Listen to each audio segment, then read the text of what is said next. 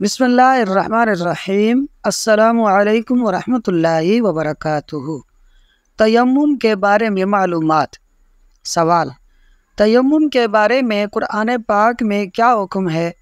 جواب: قرآن پاک میں تیمم کے بارے میں ارشاد ہوتا ہے، اور اگر تم بیمار ہو یا سفر میں ہو یا تم میں سے کوئی قضائے حاجت سے آیا یا تم نے عورتوں سے صحبت کی اور ان صورتوں میں پانی نہ پایا تو پاک مٹی سے تیمم کرو، تو اپنے منہ اور ہاتھوں کا اس سے مسح کرو۔ سوال: حدیث پاک میں تیمم کے متعلق کیا آیا ہے؟ جواب: نبی کریم صلی اللہ علیہ وآلہ وسلم نے ارشاد فرمایا کہ پاک مٹی مسلمان کا وضو ہے، اگرچہ 10 سال تک پانی نہ پائے۔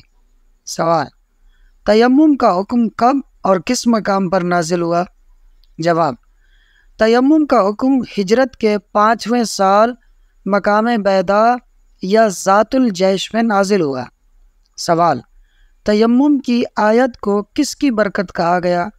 جواب: تیمم والی آیت کو حضرت ابو بکر صدیق کی آل کی برکت کہا گیا۔ سوال: تیمم کے کتنے اور کون کون سے فرائض ہیں؟ جواب: تیمم کے 3 فرائض ہیں۔ نمبر 1 نیت کرنا، نمبر 2 سارے منہ پر ہاتھ پھیرنا، نمبر 3 دونوں ہاتھوں کا کوہنیوں سمیت مسح کرنا۔ سوال: تیمم کی کتنی اور کون کون سی سنتیں ہیں؟ جواب: تیمم کی 10 سنتیں ہیں۔ نمبر 1 بسم اللہ کہنا، نمبر 2 دونوں ہاتھوں کو زمین پر مارنا، نمبر 3 زمین پر ہاتھ مار کر لوٹانا یعنی آگے بڑھانا اور پیچھے لانا، نمبر 4 انگلیاں کھلی ہوئی رکھنا، نمبر 5 ہاتھوں کو جھاڑ لینا، نمبر 6 پہلے منہ کا اور پھر ہاتھوں کا مسح کرنا، نمبر 7 دونوں کا پے در پہ مسح کرنا، نمبر 8 پہلے سیدھے پھر الٹے ہاتھ کا مسح کرنا، نمبر 9 داڑھی کا خلال کرنا، نمبر 10 انگلیوں کا خلال کرنا جبکہ غبار پہنچ گیا ہو۔ سوال: کس صورت میں انگلیوں کا خلال کرنا فرض ہے؟ جواب: اگر انگلیوں میں غبار نہ پہنچا ہو تو خلال کرنا فرض ہے۔ سوال: تیمم کس چیز سے کرنا جائز ہے؟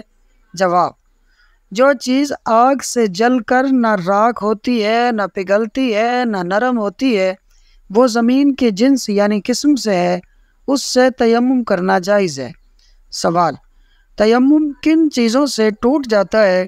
جواب: جن چیزوں سے وضو ٹوٹ جاتا ہے یا غسل فرض ہو جاتا ہے ان تمام چیزوں سے تیمم بھی ٹوٹ جاتا ہے، اور مزید یہ کہ پانی پر قادر ہونے سے بھی تیمم ٹوٹ جاتا ہے۔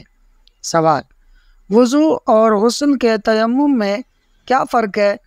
جواب: وضو اور غسل کے تیمم میں کوئی فرق نہیں ہے، دونوں کے کرنے کا ایک ہی طریقہ ہے۔ سوال: کیا زمزم شریف کے پانی کے علاوہ کوئی دوسرا پانی نہ ہو تو اس پانی سے تیمم کیا جا سکتا ہے؟ جواب: اگر اتنا آب زمزم شریف پاس میں موجود ہے جو وضو کرنے کے لیے کافی ہے تو پھر تیمم کرنا جائز نہیں ہے۔ سوال: کیا نمک سے تیمم کرنا جائز ہے؟